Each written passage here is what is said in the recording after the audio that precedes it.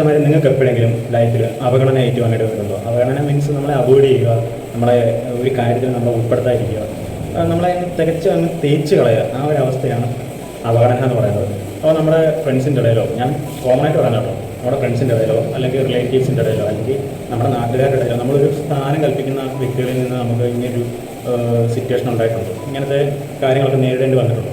90% ആൾക്കാർക്കും ചിലപ്പം ഇങ്ങനൊരു സിറ്റുവേഷൻ ജീവിതത്തിൽ കടന്നു പോയിട്ടുണ്ടാകാം. കാരണം എന്താണ് എന്ന് ചിന്തിച്ച് നോക്കി. നമ്മൾ ഫിനാൻഷ്യലി സ്റ്റേബിൾ ആണെങ്കിൽ നമ്മളെ ആരെങ്കിലും ഒഴിച്ചു നിർത്താൻ ശ്രമിക്കൂ. ഉദാഹരണം പറയുകയാണെങ്കിൽ എന്തെങ്കിലും ഒരു ഫംഗ്ഷൻ അങ്ങനെയുള്ള കാര്യങ്ങളിൽ നിന്ന് നമ്മളെ വിളിക്കാതിരിക്കുക, നമ്മൾ ചെല്ലുന്നൊരു കുറച്ചായിട്ട് തോന്നുക.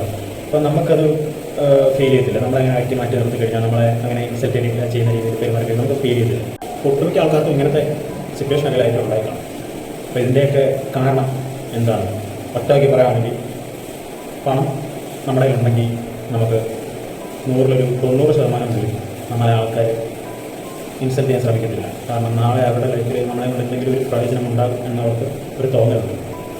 അപ്പം നമ്മൾ ഫിനാൻഷ്യൽ സ്റ്റേബിൾ അല്ല, നമ്മളങ്ങ് ദാരിദ്ര്യത്തിൻ്റെ അങ്ങ് അടിയിലാണെങ്കിൽ നമ്മളെത്ര സ്നേഹിക്കുന്ന ആൾക്കാരാണെങ്കിലും നമ്മളെ പല കാര്യങ്ങളിൽ നിന്നും ഒഴിച്ചു മാറ്റുന്നത്, അവഗണിക്കും, ഇൻസൾട്ട് ചെയ്യും. ഇതിൻ്റെയൊക്കെ അർത്ഥം ഒന്നാണ് നമ്മളെ അങ്ങ് തേച്ചില്ലാണ്ടായിക്കളയും. അപ്പോൾ ആ ഒരവസ്ഥ മാറണമെങ്കിൽ നമ്മളതൊന്നും ഫീൽ ചെയ്യുകയും ചെയ്യണം, നമ്മളതൊന്നും മൈൻഡ് ചെയ്യുകയും ചെയ്യണം.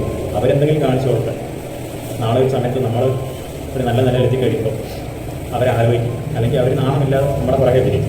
അപ്പോൾ പണത്തിന് മീതെ പരുന്തും പറക്കില്ല എന്നൊരു പഴഞ്ചൊല്ല് കേട്ടില്ലേ? പിന്നെ പണമില്ലാത്തവൻ പിണമാണ്.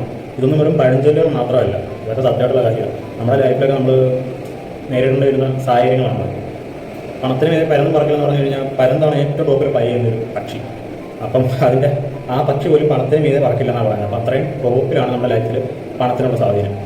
പിന്നെ പണമില്ലാത്ത പിണമാണ്, പണമില്ലാത്ത ശവമാണ്, അവൻ ജീവിച്ചിരുന്നിട്ട് കാര്യമില്ല. അപ്പോൾ നമ്മൾ എന്താ ചെയ്യേണ്ടത്? ക്യാഷ് ഉണ്ടാക്കാൻ നോക്കുക. Earn money and enjoy your life. പണം ഉണ്ടാക്കിയിട്ട് ലൈഫ് എൻജോയ് ചെയ്യണം. നമുക്കൊരു ജീവിതം നമ്മൾ ഇപ്പം പൊതുവെ നടക്കുന്നത് എന്താ? ജനിക്കുന്നു, പഠിക്കുന്നു, കല്യാണം കഴിക്കുന്നു, കുട്ടികൾക്ക് വേണ്ടി ജീവിക്കുന്നു, നമുക്ക് വേണ്ടി ജീവിക്കാൻ മറന്നു പോകും പലപ്പോഴും. അപ്പോൾ നമ്മൾ മരിച്ചു പോയി കഴിഞ്ഞാൽ പോയി, ഒന്നുമില്ല, നമുക്ക് പിന്നെ ഒന്നുമില്ല, നമ്മൾ പോയി. അപ്പം അതുകൊണ്ട് നമ്മൾ ഈ ഭൂമിയിൽ ജീവിച്ചിരിക്കുന്ന ആ സമയം നമ്മൾ മാക്സിമം യൂട്ടിലൈസ് ചെയ്യുക. പിന്നെ ചില വ്യക്തികൾ പറയും ക്യാഷ് വേണ്ട, നമുക്ക് സ്നേഹം മാത്രം മതി. നമ്മളെ സ്നേഹിക്കാൻ കഴിയുന്ന ഒരാൾ മാക്സിമം നമ്മുടെ കാര്യങ്ങളൊക്കെ മനസ്സിലാക്കി നമ്മളെ സ്നേഹിക്കണം. ഒക്കെ ശരിയാണ്. ക്യാഷ് ഉണ്ടായിട്ട് ആ ഒരു മൈൻഡ് ഇല്ലെങ്കിൽ, ആ സ്നേഹിക്കാൻ ഒരു മൈൻഡ് ഇല്ലെങ്കിൽ പിന്നെ എത്ര ക്യാഷ് ഉണ്ടായിട്ടും കാര്യമില്ല, നമ്മുടെ ജീവിതമേ പോയി. എല്ലാവരും ലൈഫ് എൻജോയ് ചെയ്യുക.